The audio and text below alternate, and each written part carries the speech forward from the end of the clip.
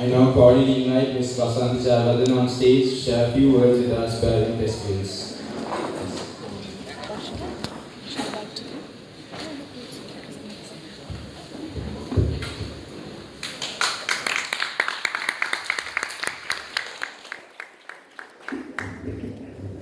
Thank you. Good evening to all of you. I must start by congratulating all the participants of the competition for taking part and also dealing with 4, I would say, challenging scripts.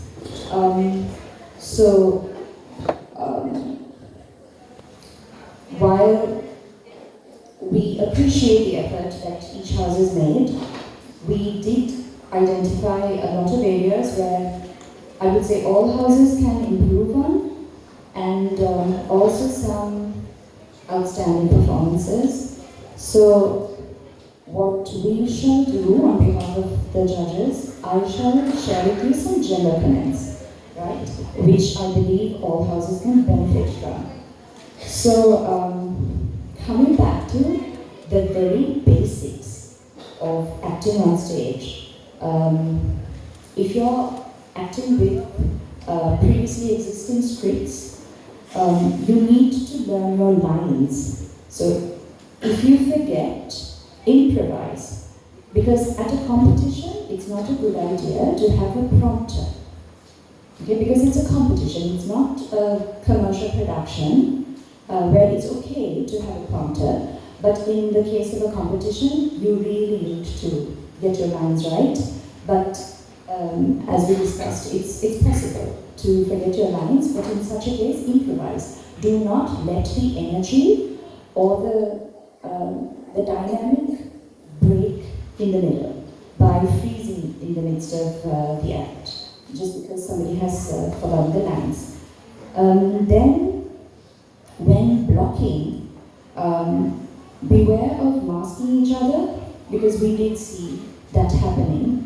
I'm thinking of plays, but in certain cases more so than the others. So beware of masking each other and do not bump into one another unless it's part of the act.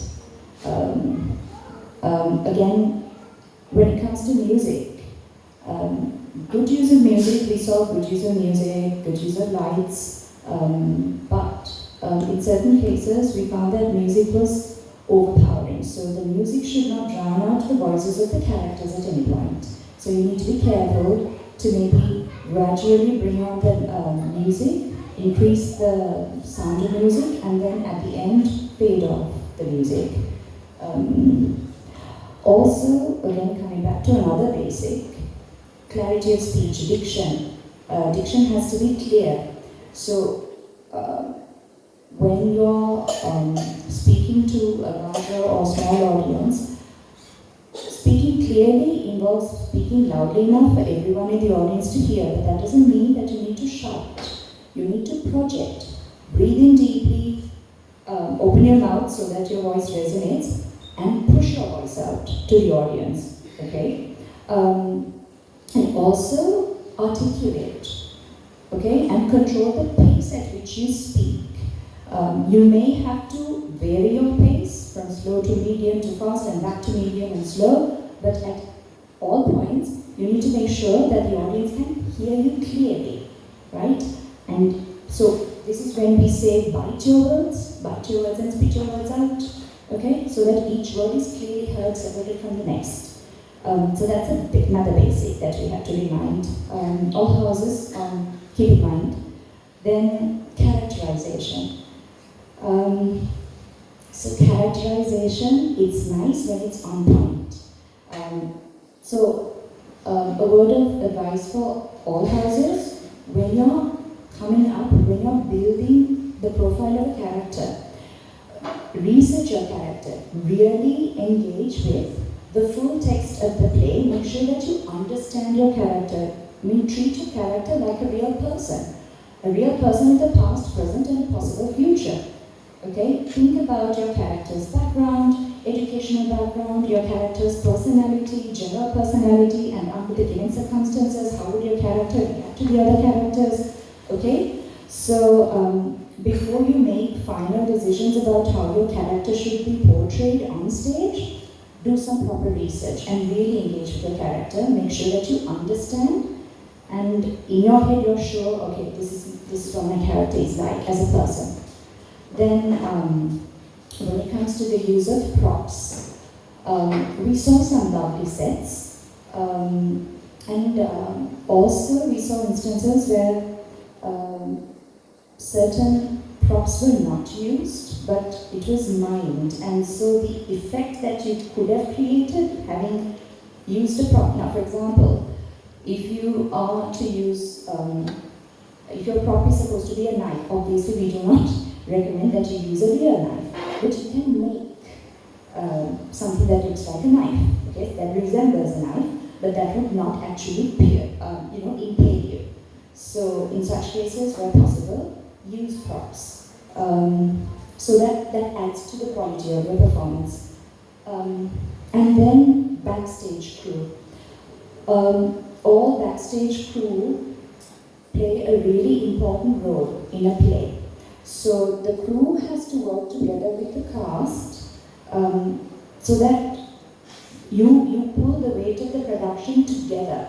Okay, so if let's say the backstage, the props and the sets are not set up properly or brought in at the right time, if the cast has to wait, stand around and wait for the crew to bring the stuff in, okay, it's going to basically drop the energy level of the production. So crew has to work together with the cast. Another basic.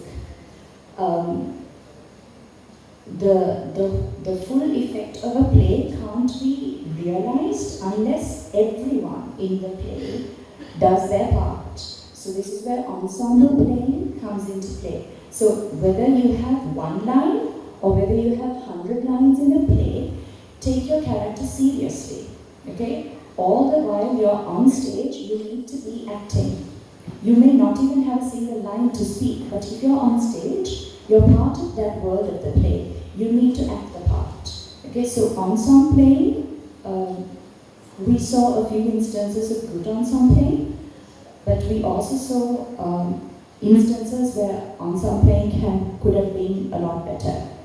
And another thing, another basic, when your audience is seated on one side, do not turn your back to the audience while you're speaking, while you're acting, unless it's part of the act, unless it was planned like that. But if you accidentally end up talking to the, let's say, upstage wall, you're upstaging yourself and you're depriving the audience of, wonderful modulation of the voice, your facial expressions, which could help kind of solidify the whole interpretation of the play for your character, for your audience.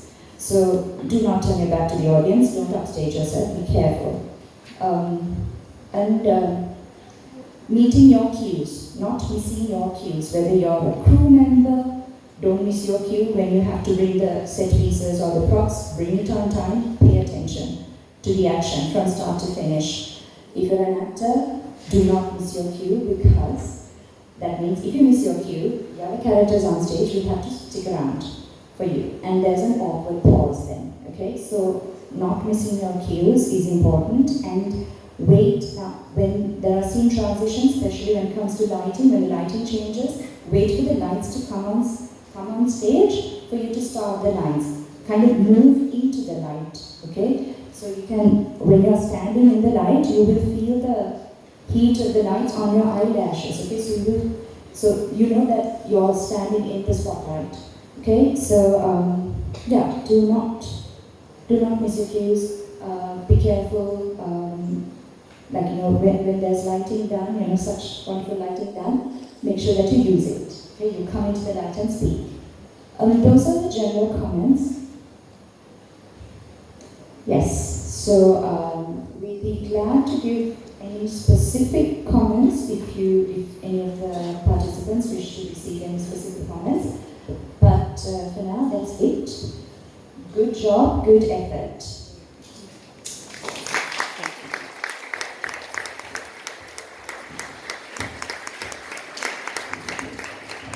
Thank you, ma'am.